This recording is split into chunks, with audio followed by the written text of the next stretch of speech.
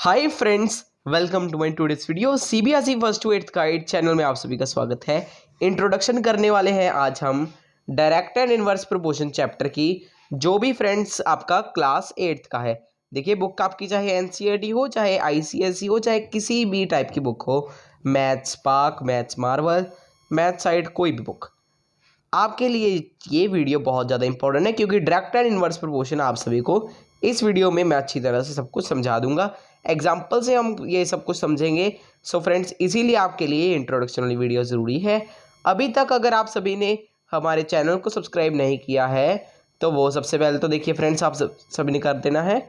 उसके साथ ही अगर आपने अभी तक बेल आइकन को नहीं प्रेस किया है तो वो भी आप कर देना, और साथ में लाइक भी कर देना इस वीडियो को। तो चलिए फ्रेंड्स, अब हम शुरू करते हैं। सबसे पहले तो देखिए, direct and inverse proportion chapter के नाम में ही डायरेक्ट एंड इनवर्स है। सबसे पहले तो हम क्या उठाएंगे, डायरेक्ट प्रोपोर्शन को उठाएंगे, जो कि हमारा पहले आ रहा है। सो चलिए समझिए डायरेक्ट प्रोपोर्शन क्या होता है। पहले लिख लेते हैं एक बार हम, DIRECT। ये होते हैं हमारे स्पेलिंग डायरेक्ट प्रोपोर्शन के।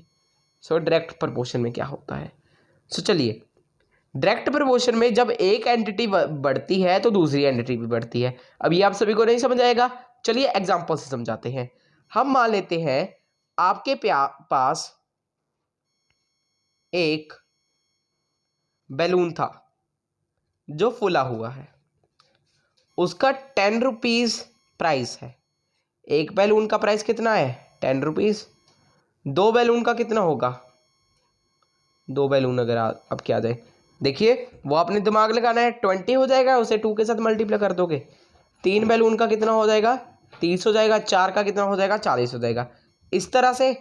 सो यहाँ पे क्या हो रहा है, जब भी बैलून की संख्या बढ़ी, जब भी बैलून का नंबर बढ़ा, उसके साथ में जो आपका उसका एक का कॉस्ट था वो भी उतना ही बढ़ा, उसी रेशियो से बढ़ा, वैसे ही बढ़ा। अगर बैलून 2 हो गए, बैलून डबल हो गए तो प्राइस भी डबल हो जाएगा, 20 आ जाएगा। और अगर बैलून ट्रिपल हो गए तो प्राइस भी ट्रिपल हो जाएगा, 30 आ जाएगा। सो फ्रेंड्स, ये आप सभी को बात समझ में आई। डायरेक्ट प्रोपोर्शन में जब एक चीज़ बढ़ती है तो दूसरी चीज़ एक और बढ़ती है। इसको अगर आप एक और एग्जांपल से लोगे, मान लेते हैं आप बाजार में गए, आपने कुरकुरे का पैकेट खरीदा। सो वो आएगा आपका, मान लेते हैं 10 रुपीज़ का। सो आपने वही 2 कुरकुरे के पैकेट खरीद लिए तो वो हो जाएंगे 2 के। 3 खरीद ले तो 3 हो जाएंगे। सो 2 कितने होंगे, 20 के, और 3 कितने होंगे, 30 के। इस तरह स्टूडेंट्स ये हो जाएगा आपका डायरेक्ट प्रोपोर्शन। अब आप सभी को देखिए बेसिक कंसेप्ट समझ आ चुके हैं। अब हम बढ़ते हैं फॉर्मूले के ऊपर। जब भी डायरेक्ट प्रोपोर्शन में एक चीज़ हो, फाइंड करने को दी गई हो, जैसे हम मान लेते हैं 1/20 है आपके पास, यानी 1 है आपके पास जो आपका कॉस्ट है।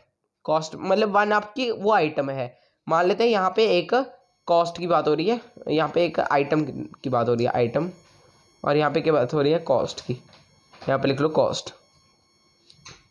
सो चलिए यहाँ पे अब हम आइटम को मान लेते हैं, हम आइटम आपको 5 चाहिए, तो आप कैसे फाइंड कर सकते हैं, आपने ये ढूंढना है। सो अब आपको उनका कॉस्ट नहीं पता तो आपने उसको एक्स ले लेना है। देखिए आइटम दी हुई है आपकी 1, दिखाता हूँ। आइटम दी हुई है 1, कॉस्ट दी हुई है 20। 5 हो आइटम तो कॉस्ट कितनी हो जाएगी, एक की कॉस्ट है 20 रुपीज़, 5 की कॉस्ट हमने पता करनी है। सो ये कितनी हो जाएगी, 100 हो जाएगी। देखिए ये थोड़ा सा आप अगर दिमाग भी लगा लोगे तो भी पता चल जाएगा, बट ये तो बिल्कुल ही बेसिक है। मान लेते हैं अगर आपको दिया गया है कि 5 की प्राइस है 45 और आपने प्राइस पता करनी है 9 की, ये आप कैसे करोगे। चलिए अब ये मेरा कराने का आप सभी को फर्ज बनता है। हमने क्या करना है, जो भी नंबर्स हैं उन्हें इस तरह ले लेना है फ्रैक्शन के फॉर्म में, 5/45 और 9/x। अब आपने उन दोनों की क्या कर देनी है, क्रॉस मल्टीप्लिकेशन। 5 को x के साथ कर देना है, 9 को 45 के साथ कर देना है। 5 को x के साथ करो कितना आएगा, 5x। 9 को 45 के साथ करोगे कितना आएगा, 405। वैसे वैसे ही लिख लो, 45 × 9, ऐसे इसी तरह लिख लिया हमने।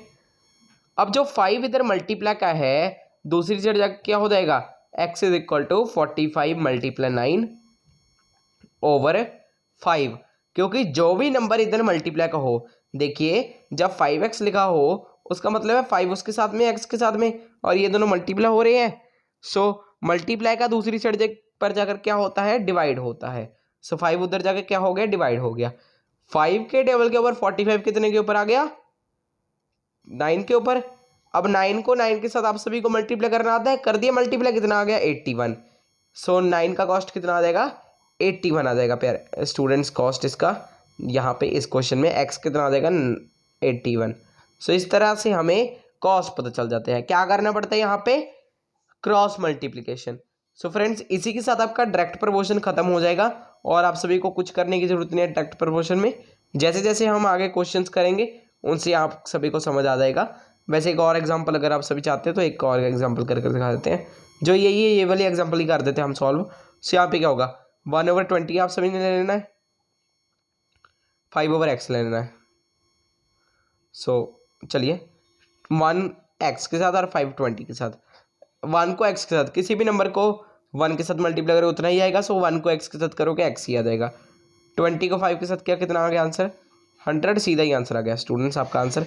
अगर मान लेते हैं यहाँ पे हो जाता आपका कुछ, यहाँ पे 2 का प्राइस 20 होता, हम ये मान लेते हैं। सो क्या होता है, इसके साथ में 2 मल्टीप्लाई हो जाता है, 2x हो जाता है, 2 उधर जाकर डिवाइड हो जाता है, कितना आंसर आ जाता था आपका 50 आ जाना था आपका आंसर। सो कितना होता प्राइस, 5 का प्राइस 50। इस तरह से स्टूडेंट्स ये क्वेश्चन आपके हो जाएंगे। अगर आपने अभी तक हमारे चैनल को सब्सक्राइब नहीं किया है तो वो कर दीजिए। इसी के साथ में आपका जो डायरेक्ट प्रपोर्शन है वो हो जाएगा आपका कंप्लीट। हम इसके ऊपर टिक लगा देते हैं। So let's go to the indirect proportion. अब इनडायरेक्ट में क्या होगा, इनडायरेक्ट में होगा आपका कि एक चीज बढ़ेगी, एक एंटिटी बढ़ेगी और एक एंटिटी घटेगी। अब ये कैसे समझोगे आप, चलिए ये भी समझाते हैं, एक एग्जांपल के साथ में ही समझाएंगे। मान लेते हैं हमने एक दीवार कंस्ट्रक्ट करनी है। दीवार कंस्ट्रक्ट करने के लिए आपको क्या चाहिए, ईंट चाहिए। अब देखो वो तो बेसिक सी चीज़ है, उसे तो हमने नहीं छेड़ना है, बट हमने क्या करना है कि मजदूर चाहिए। मेन बात ये है मजदूर ही ईंट लगा सकते हैं, आप खुद तो लगाने नहीं वाले। सो चलिए मजदूर जितने होंगे, मान लेते हैं आपके पास 5 मजदूर है और दीवार बहुत बड़ी है, इसीलिए आप 5 मजदूर लेकर आए हो। तो 5 मजदूर को वो दीवार बनाने के लिए कितने दिन लग रहे हैं, कितने दिन लग रहे हैं, 2 दिन लग रहे हैं मान लेते हैं ये। और वही अगर आपके पास जब आप गए लेबर चौक में तो वहां पे अगर मान लेते हैं 4 मजदूर थे तो आपने 4 मजदूर लेकर आ गए। तो अब 4 मजदूरों को कितना टाइम लगेगा, क्वेश्चन स्टूडेंट्स ही आता है, पक्का आता है आपके जो होते हैं ये बुक्स में, ऐसे ही क्वेश्चंस होते हैं, तो ध्यान से सुनिए। अब देखिए आपने क्या कर देना है कि इसमें हम किसी और मेथड का यूज़ कर सकते हैं। देखिए ये ऐसी चीज़ नहीं है कि वो बढ़ेगी तो वो भी बढ़ेगी। अब देखो अगर 5 मान लेते हैं, जैसे मैंने आप सभी को बताया 5 मजदूर कितने दिनों में काम कर रहे हैं, 2 दिनों में सारा काम कर दिया। 4 मजदूर उससे ज़्यादा दिनों में करेंगे क्योंकि 4 मजदूर को ज़्यादा समय लगेगा, 4 मजदूर कम समय में थोड़ी ना कर सकते हैं। सो हम क्या करेंगे, अब इनडायरेक्ट की बात सुनो। डायरेक्ट में मैंने क्या करवाया था आप सभी को, डायरेक्ट में करवा दिया था क्रॉस मल्टीप्लिकेशन, बट आपने कंफ्यूज नहीं होना है। आपने इनडायरेक्ट में इन दोनों नंबर्स को एक दूसरे के साथ मल्टीप्लाई कर देना है। जैसे 5 मजदूर 2 दिनों में कर रहे थे तो 5 को 2 के साथ कर दिया। 4 मजदूर हमें पता नहीं था तो x के साथ कर दिया उसे। अब 4 जो इधर मल्टीप्लाई दूसरी साइड जाके हो जाएगा डिवाइड, ऊपर कर लेते हैं यहाँ पे हम। चलो 2 मिनट, हाँ जी यहीं पे कर लेते हैं। सो 5 × 2 ओवर क्या आ जाएगा 4 आपका इज इक्वल टू x। ऊपर वाला रेस कर देते हैं, ऊपर वाला नोट डाउन कर लीजिए। चलिए सो फ्रेंड्स अब इसे यहाँ पे भी नोट डाउन कर लेते हैं। 5 × 2 over 4 is equal to x। अब 2 के टेबल के ऊपर 4 कितने के ऊपर आता है, 2 के ऊपर आता है, 5/2 आ गया आपका x के इक्वल।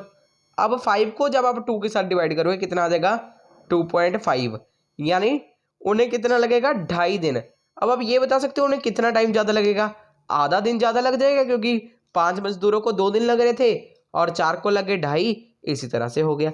अब देखिए ये तो बिल्कुल ही बेसिक सी एग्जांपल है, ये तो हम यूज़ करते हैं। एक और एग्जांपल होगी इसमें। सो चलिए इसे रेस कर लेते हैं।